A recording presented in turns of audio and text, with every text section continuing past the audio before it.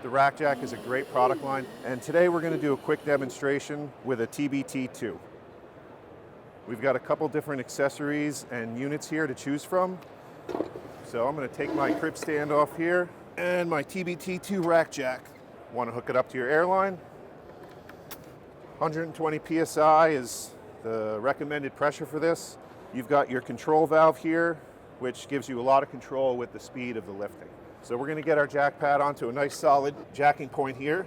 Once we're lined up, we'll just go nice and easy to start until we make contact. And we're up. Now you can see with this one, I've actually got the whole side of the car off the ground. Always use a jack stand if you're going to be working underneath the car or anywhere near it, obviously. But for fast side lifting, this is a great solution. You can unplug the airline if you need to use your impact tools or anything like that. And you can see